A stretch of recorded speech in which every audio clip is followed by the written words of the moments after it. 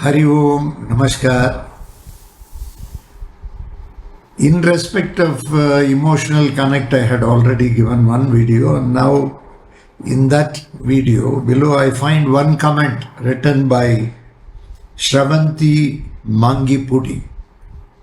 She writes, Sairam Guruji, thank you very much for answering the question and thanks to the person asking it. Emotional connect is such an important aspect that most parents in the swirl of life don't pay attention. Thanks a lot for the important advice. We as parents have to consciously work to gain the faith and trust from our kids and not take it for granted. We need to assess the situation before expressing raw emotions. Thank you, Guruji. Sairam.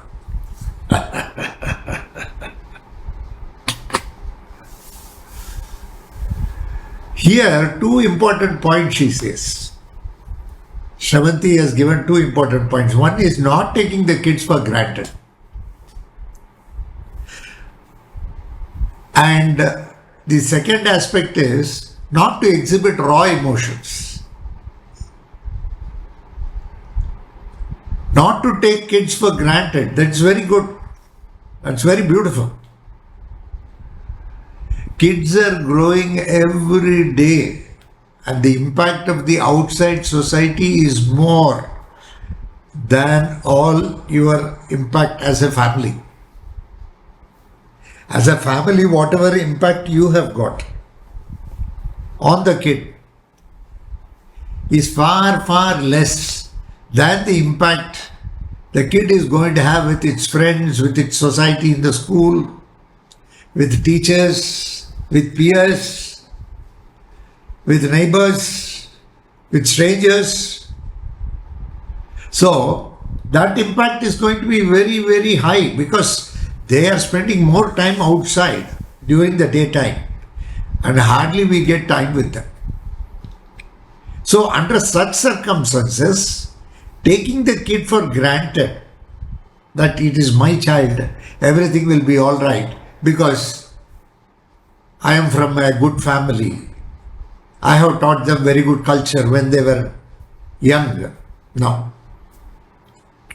Of course, your teaching is very good. I am not saying you should not teach your own tradition, your own culture. Yes. Yes.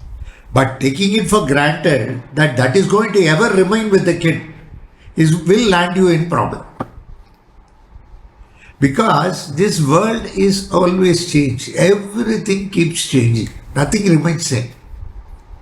If something is going to remain same, it is going to become probably redundant or it is not going to be used at all or nobody is going to come near it. So the product is going to become obsolete. So constantly updation is needed for every person. So whatever you have taught is not enough. An updation of it is required at every stage in life.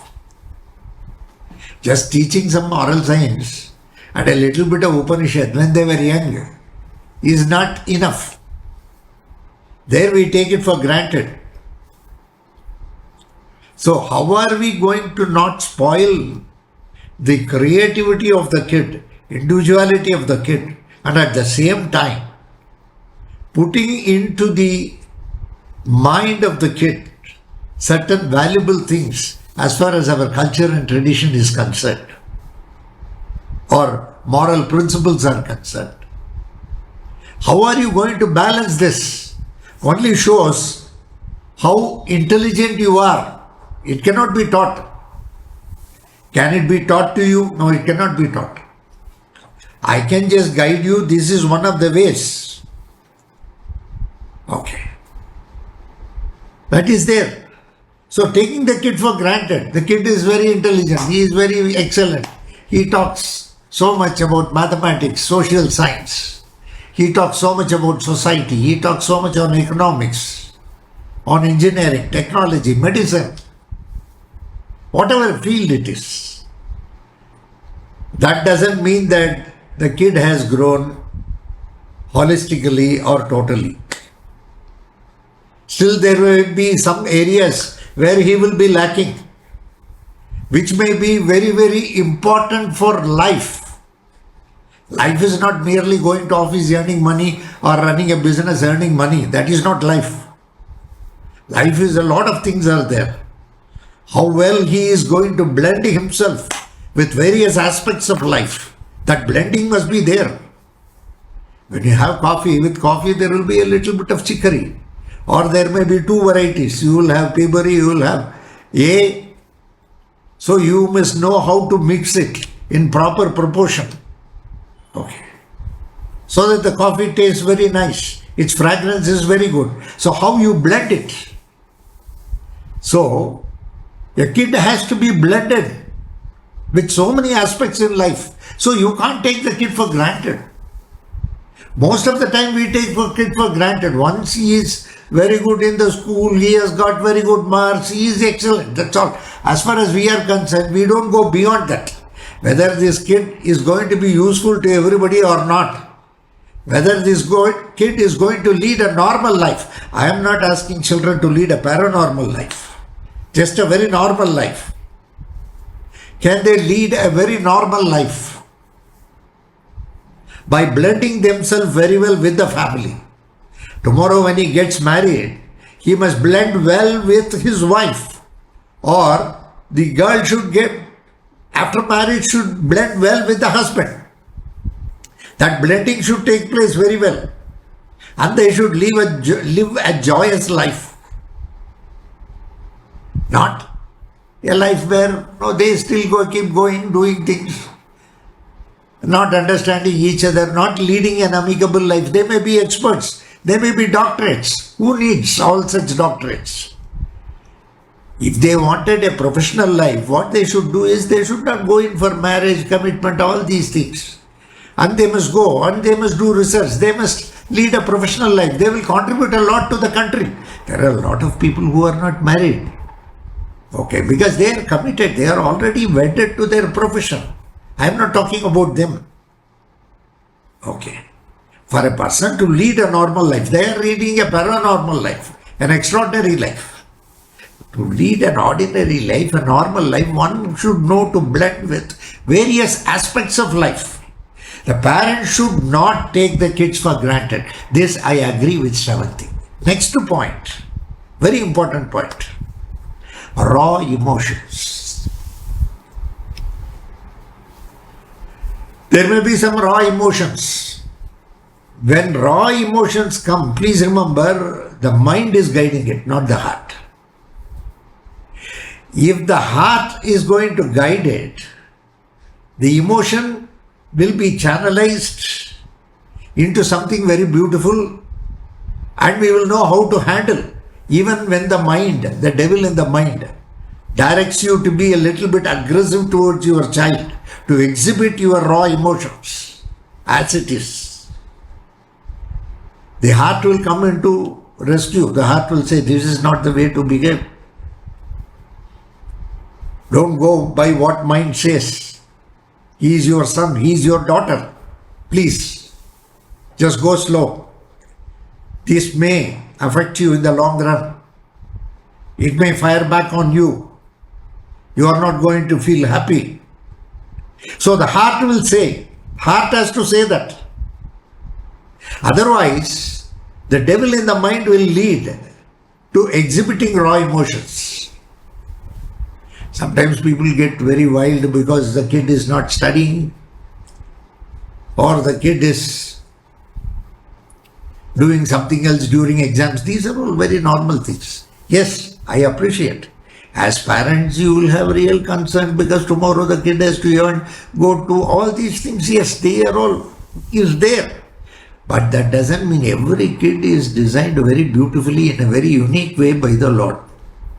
No two kids are similar. So, first of all, parents should start comparing kids. You should not compare your kid with the kid of the neighbor. You should not compare your kid with one of your relatives. Not needed.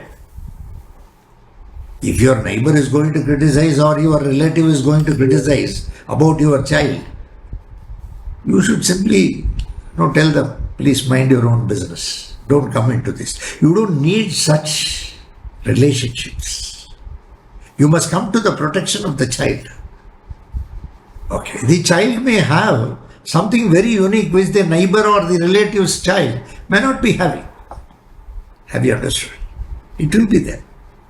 So, the child comes with unique ability. Every child comes with a very unique ability. It will have something. As parents, it is our duty to spot that and see that the child grows with that uniqueness. As I used to often say, the child has not come to fulfill your dreams. The child has come to fulfill its dreams. So we have to inculcate certain things where the child will be able to develop its dreams into reality. Okay. He may not be studying, it's okay. So you cannot exhibit your raw emotions and the parents talking very rudely with the kids is not acceptable. Is not good for the child. The child, for all-round growth, for a unique growth, for a way to grow, the parents should be very close to the child. In the sense, they have to have that emotional connect. If you are going to exhibit the raw emotions, the emotional connect will not be there. It is more the devil in the mind. He is making you to talk that way. Please remember, many times the emotions what you exhibit may be guided by the mind also. See, there was one mother-in-law who was a very rude character. Okay. She had 2 daughters. She always interfered with the sons-in-law and she was ridiculing them, she was harassing them. The girls were also playing along with their mother. One day suddenly the mother-in-law croaked. She died. Her body was there. The first son-in-law was crying inconsolably. Inconsolably he was crying. The second son-in-law, he could not cry because all the things what she did in life came to his mind. In fact, he was feeling very happy that she has gone. At least future nonsense will not be there. But still, he could not understand why the elder son-in-law was crying to that extent. So he just knocked him. Hey, what is it? How you are able to cry here? How? She has done so many things against us. Still you are crying like this. Yeah, I know that. The first son-in-law replied, yeah, we can never forgive her. She has done so much. She has damaged our life. But what to do? So many people are seeing. I have to make a drama, so I am just making a drama. My wife is also seeing. Your wife is also seeing. So we have to play a drama. The second son-in-law asked, how you are able to cry at Margaret? Just for a minute think that she is coming back alive. Automatically you will cry. So to get an emotion, to cry, the mind can always give you a reason and you can cry based on that. Where the mind becomes, the devil in the mind becomes the master. That's why heart must be the master, not the mind. So as Shravanti has rightly pointed out, don't exhibit your raw emotions. Raw emotions are very dangerous. God bless you all. Thank you very much. See you some other time. Thank you. Bye.